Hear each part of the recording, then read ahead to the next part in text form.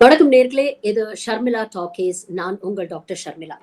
நம்ம தெலுங்கானா மற்றும் பாண்டிச்சேரி துணைநிலை ஆளுநர் டாக்டர் தமிழிசை சவுந்தரராஜன் நேத்து Facebookல ஒரு பதிவு ஒண்ணு போட்டிருக்கிறாங்க. ரொம்ப ஆக்ரோஷமா ஒரு பெரிய சபதம் எடுத்து, என் ரத்தத்தில் தோய்த்து திமுகவுடைய சரித்திரத்தை, சரிவை நான் பதிவு செய்வேன் அப்படின்லாம் ரொம்ப வீராவேசமா எதுகை மோனையில ஒரு பதிவ ஒண்ணு போட்டிருக்கிறாங்க. அந்த படிவ பார்த்த உடனே, அத படிச்ச உடனே எனக்கு ஃபர்ஸ்ட் ஞாபகம் வந்தது ஜெயலலிதா அம்மா சமாதியில போய் சசிகலா அம்மா ஒரு அடிச்சு ஒரு சத்தியம் பண்ணாங்க தெரியுமா? சபதம் எடுத்தாங்க தெரியுமா? அதுதான் ஞாபகம் வந்துச்சு. நமக்கு சில விமர்சனங்கள், சில கேள்விகளை மாண்புமிகு ஆளுநர் டாக்டர் தமிழிசை சவுந்தரராஜன் அவர்கள் கிட்ட கேட்க வேண்டியிருக்கு. அதை தான் இந்த காணொலியில நான் பதிவு பண்ண போறேன். முதல்ல அரசியலுக்கு வரவங்களே 2 விதமான ஆட்கள் உண்டு. ஒரு தொண்டராக கட்சியில் சேர்ந்து சிறிய பதவிகளை வகித்து அதுக்கப்புறம் படிப்படியா முன்னேறி அதுக்கப்புறம் ஒரு லெவலுக்கு வந்த ஒரு ஒரு ஸ்லோ அண்ட் ஸ்டெடி growth இருக்கக்கூடிய அரசியல்வாதிகள் ஒரு பக்கம். இன்னொரு பக்கம் பாத்தீங்கன்னா, எந்தவித ஒரு எலெக்ஷனையுமே ஜெயிக்காம, எந்தவித ஒரு வெற்றிகளையும் சாதிக்காம, திடீர்னு திடுதப்புன்னு ஒரு பெரிய ஒரு போஸ்டர் தூக்கி தலையில வச்சிருவாங்க அப்படிங்கிறது ஒரு விதம். இதுல டாக்டர் தமிழிசை சவுந்தரராஜன் எந்த விதம்னு பாத்தீங்கன்னா, அப்கோர்ஸ் 2வது விதம் தான். பாஜகவுக்குன்னு பெரிய வளர்ச்சி அப்படிங்கிறது தமிழ்நாட்டுல இல்லாத காலகட்டத்துல சும்மா போற போக்குல போறவங்க வரவங்க எல்லாம் கட்சி தலைவரா போட்டுட்டு இருந்தாங்க. அந்த மாதிரிதான் இந்த அம்மாவையும் தூக்கி தலைவரா போட்டிருந்தாங்க. இவங்க பாஜகவுடைய மாநில தலைவரா இருக்கும் பொழுது நடந்த சில சம்பவங்களை மறுபடியும் அவங்களுக்கு ஞாபகப்படுத்தணும்னு நினைக்கிறேன். தூத்துக்குடியில ஒரு துப்பாக்கிச்சூடு சம்பவம் நடந்ததுமா, அந்த நேரத்துல நீங்க யாருக்காக குரல் கொடுத்தீங்க? இல்ல அந்த மக்களுக்காக உங்க கருத்துக்களை பதிவு பண்ணீங்களா? அப்பெல்லாம் உங்களை ஆளையே காணுமே, எதுவுமே நீங்க பேசலையே அப்படிங்கிற ஒரு கேள்வி இருக்கு. இதுக்கு உங்களால பதில் சொல்ல முடியுமா? அதே மாதிரி இந்த தூத்துக்குடி சம்பவத்தை பார்த்து சோஃபியான்னு ஒரு பொண்ணு, பாவம் அந்த பொண்ணு கனடால மேல் படிப்பு படிக்கக்கூடிய பெண். அந்த பெண்ணு பிளைட்ல இந்த அம்மாவை நோக்கி பாஜக ஒழிக அப்படின்னு ஒரு கோஷம் போட்டாங்கிற ஒற்றை காரணத்துக்காக அவங்களுடைய ஒட்டுமொத்த காழ்ப்புணர்ச்சியும் அந்த பெண் மீது காட்டி அந்த அம்மா மேல கேஸ போட்டு 2018 நடந்த சம்பவம் கிட்டத்தட்ட 2022 போன வருஷம் தான் அந்த கேஸ் ஒரு முடிவுக்கே வந்தது. இது எந்த வித முகாந்திரமும் இல்லாம இந்த கேஸ போட்டு தேவையில்லாம இழுத்தடிச்சு கோர்ட்டோட நேரத்தையும் வேஸ்ட் பண்ணதுக்காக தமிழ்நாடு கவர்மெண்ட்டுக்கு 2 லட்சம் ரூபாய் ஃபைன் வேற போட்டுச்சு. அப்ப இதெல்லாம் நீங்க எதுக்கு பண்ணீங்க?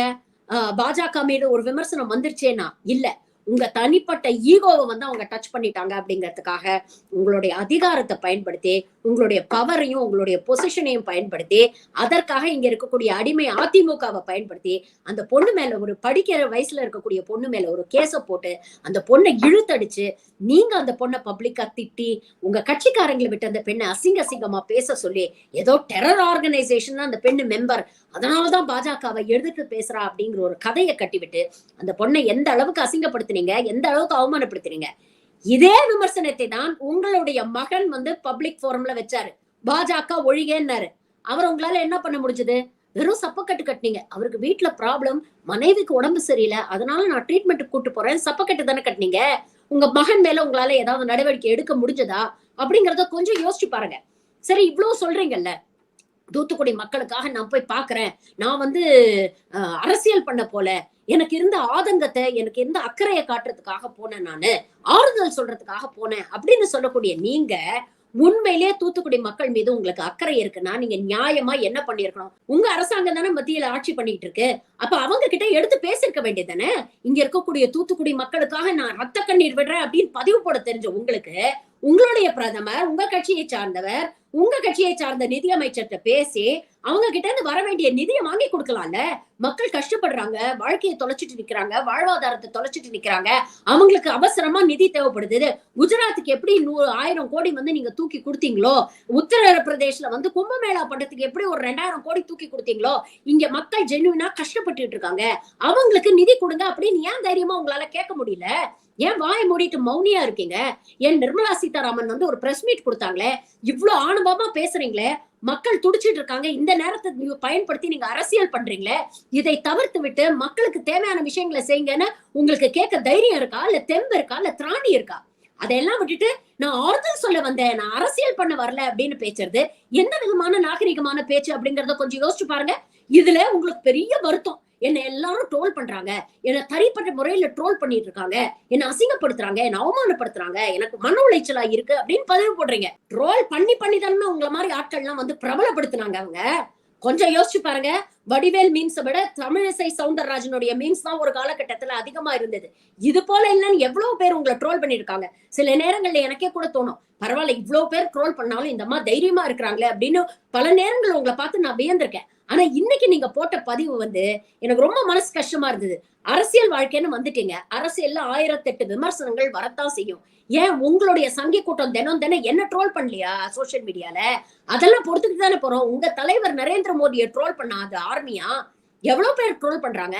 அதெல்லாம் பத்தி அவர் கவலைப்படுறாரா? தொடச்சு போட்டு போயிட்டே இருக்கிறாருல்ல. அந்த மாதிரி போக வேண்டியது தானே.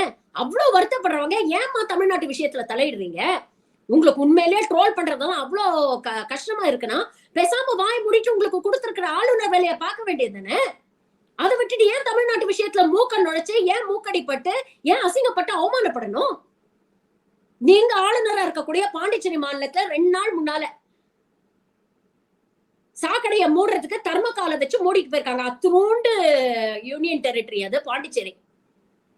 அங்க தர்மகால வச்சு மூடி பள்ளிக்கு போற பசங்க அதுக்குள்ள விழுந்திருக்கிறாங்க. அத பத்தி ஏதாவது பேசுனீங்களா? இல்ல அத பத்தி ஏதாவது அக்கறை காட்டினீங்களா? நீங்க ஆளுநரா இருக்கக்கூடிய மாநிலங்கள்ல அவ்வளவு பிரச்சனைகள் இருக்கு. அதெல்லாம் விட்டுட்டு எதுக்கு இங்க வந்து மூக்க நுழைக்கிறீங்க? அப்ப இது அரசியலா பார்க்காம வேற எப்படிதான் பாக்குறதா? நீங்க தானே பேசுனீங்க. பெட்ரோல் விலை வந்து பதற வைக்கிறது, டீசல் விலை திடுக்கிட வைக்கிறது, கேஸ் விலை கதற வைக்கிறது, என்னெல்லாம் பேசுனீங்க. இப்ப பெட்ரோல் விலை வந்து உங்களை கதற வைக்கலையா? டீசல் விலை வந்து உங்களை துன்புறுத்தலையா? அப்ப இதெல்லாம் வெறும் அரசியலுக்காக பேசின விஷயம் அப்படிங்கிறது அவ்வளவு அப்பட்டமா தெரியுது. நீங்க மருத்துவர் தானே. உங்க கட்சி உங்களுக்கு ஆளுநர் அப்படின்னு ஒரு கௌரவமான ஒரு பதவியை கொடுத்து உங்களை உட்கார வச்சிருக்கிறாங்க. எதுக்கு தேவையில்லாம இந்த மாதிரி வலைதளங்கள்ல இருக்கக்கூடியவங்களுக்கெல்லாம் வம்பு வளர்த்துக்கிட்டு தேவையில்லாத விஷயத்துல நுழைஞ்சு அரசியல் பண்ணிக்கிட்டு ஏன் உங்க மரியாதையை நீங்களே கெடுத்துக்கிறீங்க?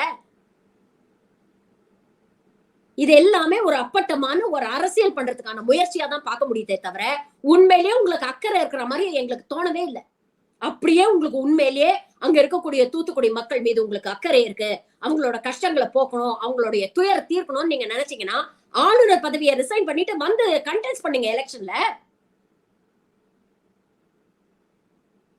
பாத்துருவோம் மக்கள் உங்களுக்கு ஓட்டு போடுறாங்களா இல்ல கனிமொழி அவர்களுக்கு ஓட்டு போடுறாங்களான்னு பாத்துருவோமே. 2019 அங்கதானே கண்டெஸ்ட் பண்ணி தோத்து போனீங்க. கனிமொழி வாங்கினது கிட்டத்தட்ட 5 லட்சத்துக்கும் மேல வாக்கு, அதுல பாதி கூட உங்களால வாங்க முடியலையே. அப்ப அங்க இருக்கக்கூடிய மக்கள் உங்க மேல எந்த அளவுக்கு நம்பிக்கை வச்சிருக்காங்க அப்படிங்கறது தானே இது உணர்த்துது. அதனால சும்மா இந்த சபதம் போடுறேன், சரித்திரத்தை எழுதுறேன் அப்படின்னு இந்த பூச்சாண்டி வேலையெல்லாம் காட்டாதீங்க. இதெல்லாம் வந்து ஒரு நீலி கண்ணீர், ஒரு ஆடு நனையுதேன்னு ஓனாய் வருத்தப்பட்ட கதையா தான் இருக்குது. உங்களுக்கு உண்மையிலேயே தூத்துக்குடி மக்கள் மீது அக்கறை இருந்ததுன்னா அவங்களுக்கு ஏதாவது ஒரு நிவாரண தொகை வாங்கி கொடுக்க முடியும்னா அதற்கான முயற்சியை பண்ணுங்க. இல்லைன்னா தயவு செஞ்சு எந்த மாநிலத்துல ஆளுநர் இருக்கீங்களோ அங்க போய் அந்த வேலையாவது உருப்படியா பாருங்க. அந்த வேலையும் உருப்படியா பாக்குறது இல்ல, இந்த வேலையும் உருப்படியா நடக்க விடுறது இல்ல.